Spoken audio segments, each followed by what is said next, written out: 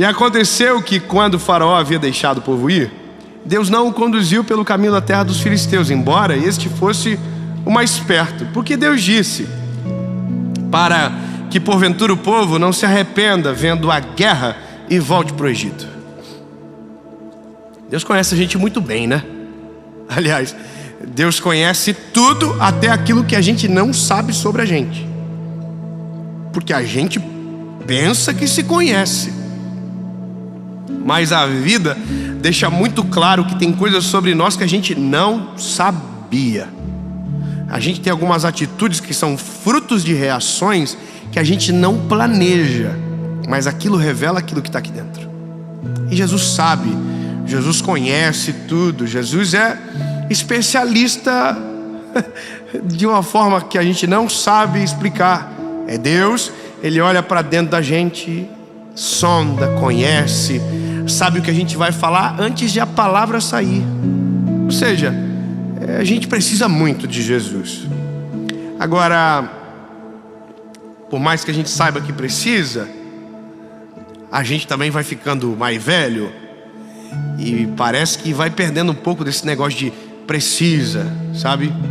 A gente vai trocando os pés pelas mãos, passa ano, vem ano, e a gente toma decisões precipitadas, a gente faz algumas coisas e parece que algumas consequências seguem a gente, outras se esvaem pelo tempo. Mas o problema de muitos de nós é que vivemos uma vida muito conectada com o fruto de todas as escolhas que nós tomamos, e tomamos muitas decisões todos os dias. Eu não sei se você sabe, mas durante um dia a gente toma mais de 1000 decisões. Andar pro lado, para frente, falar, ligar, atender, tocar, abraçar, beijar. Tudo isso é uma soma de decisões, pequenas decisões. Atravessar a rua, ir pro lado, ir no bairro, ir na casa da vizinha, e falar, entendeu? Ouvir. A gente decide tudo. Nada que acontece a partir de nós é senão fruto de uma pequena decisão. Agora, tem decisões que são mais, como eu posso dizer, impactantes no nosso futuro. Algumas coisas impactam mais, outras menos, porém todas as decisões impactam no futuro. É como se a nossa vida fosse um filme e que um pedacinho de cada enredo conecta com o final da história. Você já assistiu o filme que você está tentando procurar quem é o vilão e você encontra o vilão pelas facetas de pequenas decisões, pelo olhar no final da cena, pela forma que ele abraça? Ou seja, aquilo denota o fim dele. Na nossa vida também. A forma com que a gente trata as pessoas denota o nosso fim. A forma com que a gente ama denota o nosso fim. A forma com que a gente abraça. Porque são pequenas decisões que revelam quem somos e também aonde queremos chegar. Agora, entendendo que a nossa vida é tão arriscada e que uma pequena decisão muda tudo, se a gente entender a gravidade, a gente meio que paralisa também. Você começa a ficar mais medroso, porque tudo impacta, e impacta. Quer ver? Eu conheci a minha esposa em uma decisão. Um belo dia, eu recebi um convite para ir jogar vôlei com os amigos do meu primo, do curso do amigo dele. Nossa, mãe. E eu falei, eu vou. Sabe o que eu não sabia? A mulher da minha vida ia estar lá. Não sabia, irmão. Sabe, eu tô conversando com um amigo meu encalhado agora, esses dias. Não, mas não é encalhado não, é só dar uma derrapadinha no Renegade. Mas mas eu tô com esse meu amigo encalhado conversando, e eu falei pra ele assim, comecei a namorar com 16 anos. Ele, nossa vida, eu tô com 29 e ainda nada. Mas eu não comecei porque queria. Comecei porque saí de casa no dia certo. Mas que doido, eu saí de casa, fui lá jogar vôlei. Aí top, cheguei lá, tinha uma loirinha com a cara de rica, linda, linda, linda, gata. Abriu um V3. Só quem é da minha idade sabe o que é um V3, lembra? Falei, a mulher rica. Aquele telefone só rico tinha. Falei, que é isso? Irmão, falei, apaixonei por ela. Mas como que eu, pobre coitado, chego numa rica? Não tive coragem. Nem tinha na época, tava pior, eu cheguei de ônibus. E aí eu tô lá olhando pra ela, e eu não imaginava que ela era bom de olhar pra mim sem saber que que ela tava me olhando. Ela era mulher difícil, ela olhava, eu olhava e não pegava mais o olhar dela, porque ela já tinha virado. E eu apaixonei. Mas tudo começou com eu saindo de casa, indo pra aquele lugar. Aí eu fui pra casa, não tive coragem de falar, porque a mãe dela chegou pra buscar ela com um Astra. Por que eu conto esses detalhes? Mas irmão, eu fui no ônibus falando com meus primos. Vocês viram? Tava de blusinha assim, vermelha, com uma saia jeans, com um tênisinho da Adidas Mega Bounce, com a molinha vermelha, tudo combinando, um brinco de prata cheio de estrelinha. O que, irmão? Vi tudo. O que eu não sabia, ela também tinha visto tudo. Um garoto de bermuda jeans, tênisinho preto, camisa com a gola verde, xadrezinho aqui, feio, tava meio brega, mas tava legal. Aí fui pra casa. Quando cheguei em casa, falei para meus primos no ônibus, falei, vocês viram? Nossa, aquilo é Missão Impossível. Nem o James Bond chega. E aí, irmão, cheguei em casa, abri o Orkut. Chamamos isso de raiz. Tinha um scrap com uma menina de óculos preto, Ray-Ban preto, cabelinho noivo, só a carinha dela assim. Mandou, oi, tudo bem?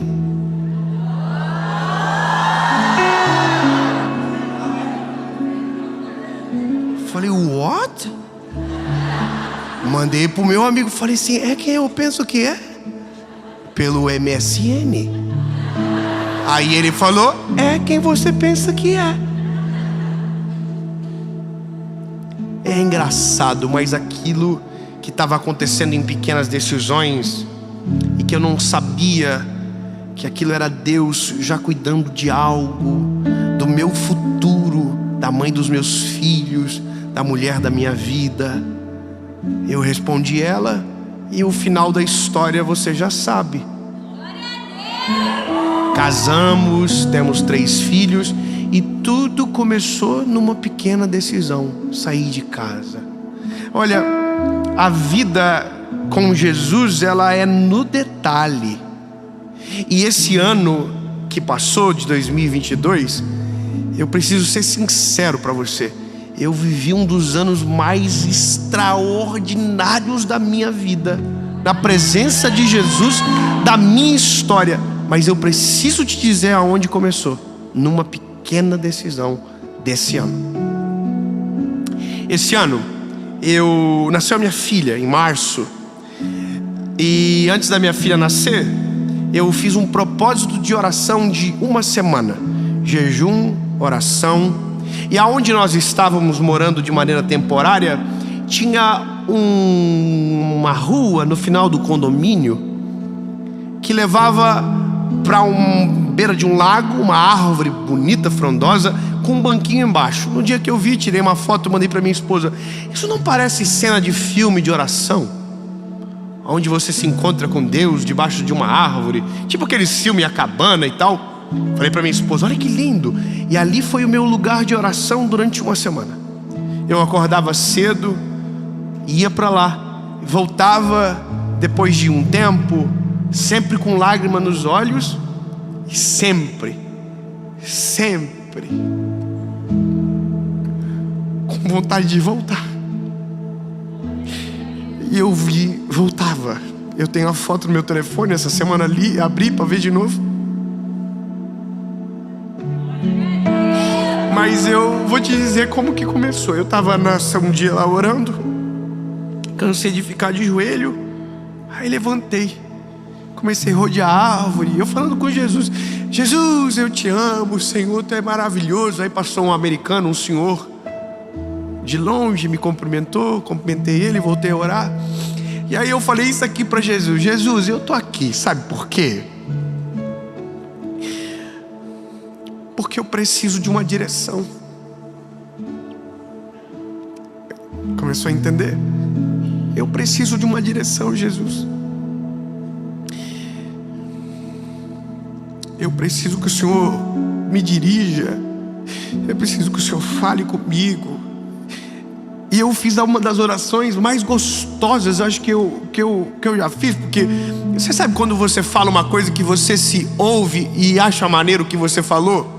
Que doido, né? Acho que eu não sou normal. Eu estava falando com Jesus assim, bem leve. Eu converso com Jesus assim, de boa. Eu não fico falando, oh, Pai amado das luzes. Não. Eu falo com Jesus assim, oi, meu lindo. Jesus, eu te amo. E eu converso, falo, Jesus, o Senhor não acredita que eu fiz hoje. Parece que as velhas fofoqueiras. Eu fofoco para ele, eu falo, Jesus, aconteceu algo. Eu sei que o Senhor sabe, mas eu preciso contar. E eu estou falando com Jesus, Jesus, então, Senhor, está para acontecer umas coisas lá em Joinville, na minha casa, e eu não tenho para onde voltar, está uma confusão, Jesus. Eu te ouvi lá atrás, mas eu preciso de uma direção. Eu falei isso aqui para Jesus, Jesus, eu sei que já estou pronto para escolher algumas coisas sozinha. Falei para Jesus, eu sei, mas eu prefiro que o Senhor tome a decisão no meu lugar. Aí eu me ouvi e falei, que isso, garoto? E sabe, aqueles 5 dias Jesus respondeu tudo o que a gente precisava. Jesus respondeu tudo. Eu não vou entrar em detalhe porque a gente vai muito longe. Mas Jesus respondeu tudo. E aquela foi a minha oração inaugural do ano. Todas as decisões que eu tomei daquela oração depois, todas foram as mais assertivas da minha vida. Todas. Tudo que eu perguntei para o Senhor naquele dia e recebi a resposta foi a melhor decisão da minha vida. E eu aprendi algo que nunca mais vou esquecer. Agora eu tô bom nesse negócio, irmão. Eu vou começar o ano no mesmo lugar. Eu não tô falando nem da árvore, eu tô falando na mesma posição. Jesus, eu sei que o Senhor sabe o que é melhor para mim. 2022 foi a prova disso, Jesus. Aonde eu bati tanto a cabeça, em pouco tempo se resolveu por conta da tua resposta. Portanto, Jesus, eu não aceito me mover mais. Eu preciso de uma direção. E aí eu preciso ser oponível a todos. Deus, quando pede para o povo, ou ordena o povo a sair do Egito, a Bíblia diz que Deus manda o povo pelo caminho mais longo. E se a gente observar de maneira lógica ou de maneira geográfica, a decisão não é, sabe, não faz sentido. Porque se tem um caminho mais curto, por que você manda pelo caminho mais longe? E essa é a graça de perguntar para o Senhor, porque a gente sempre vai escolher o caminho mais curto, e Deus pode escolher o caminho mais longo, porque conhece a gente de uma forma que a gente não conhece. Eu já contei algumas vezes coisas que Deus me respondeu e que naquele momento não fazia sentido nenhum, porque o caminho mais curto era aceitar a proposta, e o caminho mais longo que Deus tinha era o que era o melhor. Só que demorou mais tempo para eu saber, mas aconteceu. Então entende que quando Deus diz, olha, vai pelo caminho mais longe, o motivo já é clarificado no versículo seguinte, ou na parte B.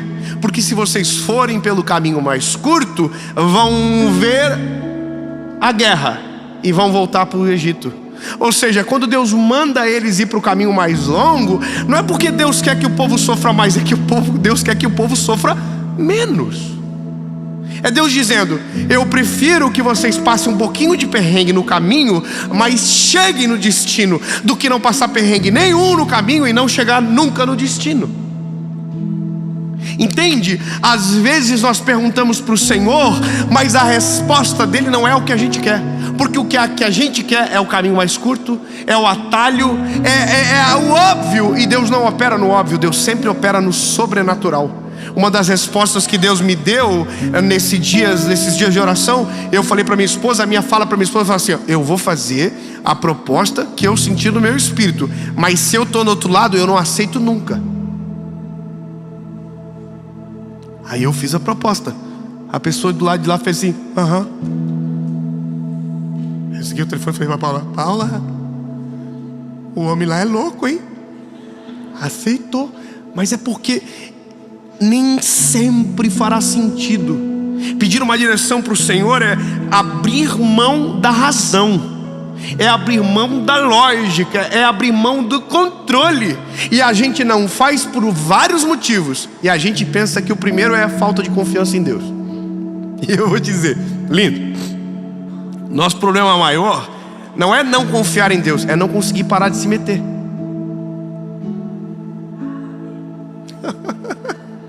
Eu vou falar olhando nos teus olhos, lindo. O problema maior da gente, na maioria das vezes, não é que a gente não confia tanto em Deus, é que a gente confia muito na gente. Então a gente está se metendo toda hora, a gente está tentando fazer do nosso jeito toda hora, a gente está tirando das mãos do Senhor o que a gente colocou na mão dele toda hora. E o conselho de Deus para você e para mim é: pelo amor de mim mesmo, não se mete naquilo que só eu sei fazer. Tira o time de campo, para de se meter, para de dar opinião. Ei, Deus está fazendo, bebê, confia. Mas eu quero dar minha opinião, porque eu tenho uma opinião. Guarda a opinião. Foi por isso que eu vim de jaqueta. Olha a tua opinião, olha a tua vontade de se meter, olha a tua vontade de dar pitaquinho. E Deus, deixa que Ele é profissional. Ah, você está preocupado com amanhã? Ele já está lá, bebê. Ele já viu. Ele